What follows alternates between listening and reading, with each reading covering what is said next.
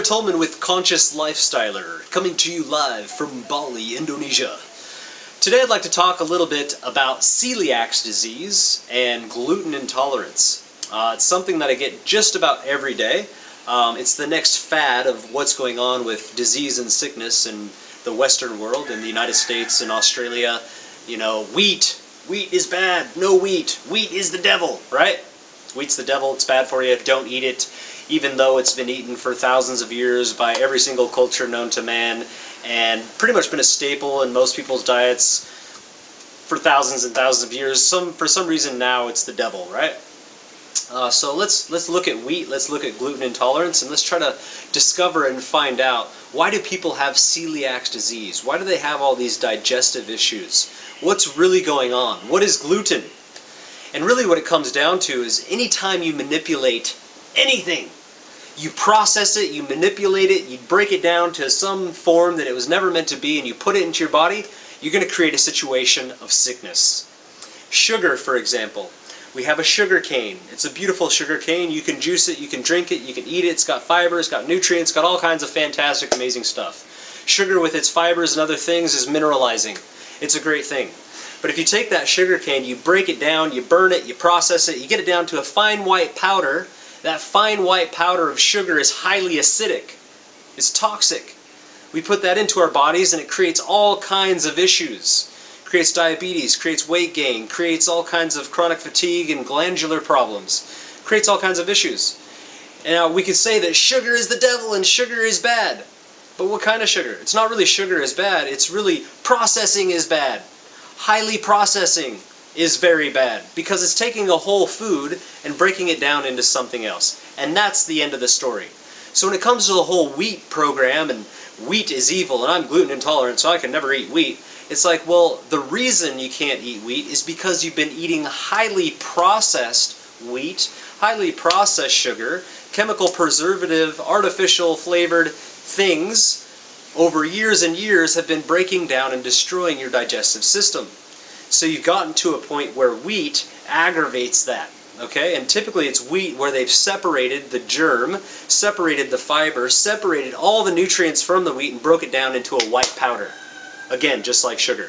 And you can literally add water to that and make glue.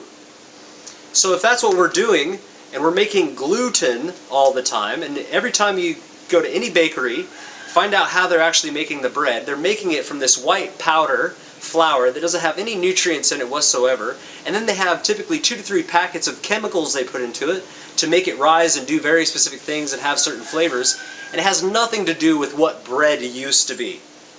If you want to eat actual bread, I would recommend getting something called Essene bread. You can go down to any local health food store and you'll see this big brick, and it's called sprouted grain bread. And you open it up and it's this big brick of bread. Bread should be hard. Bread should be thick. Bread should be filling. You take a sharp knife and you cut that into slices. You have a piece of toast, you have a sandwich, you have whatever you want with that bread, and you're satisfied. You're full. You're satiated.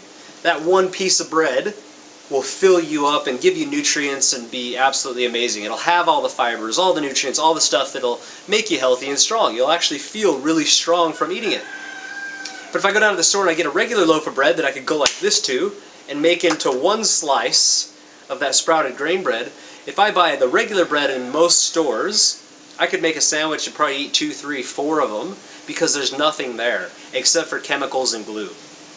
So this is why people have celiac disease. This is why they become gluten intolerant. So if you've taken yourself all the way to the point of being a celiac or having gluten intolerance because you've damaged your system so bad, then we need to look at that and we want to heal that process. So the best thing you can do is literally start eating fruit, start eating vegetables, start eating raw food, start drinking fresh squeezed juices, making smoothies, exercising, getting out into the sun, doing things that are healthy, and then eventually getting into a situation of cleansing this digestive system enough that you start to heal the lining of the digestive system. You eat the foods that are anti-inflammatories like fruits and veggies. Over time and distance, that digestive system in your colon will start to heal itself, and then you can reintroduce actual grain that is healthy. Really, when it comes to eating grain, we should all be eating germinated grains.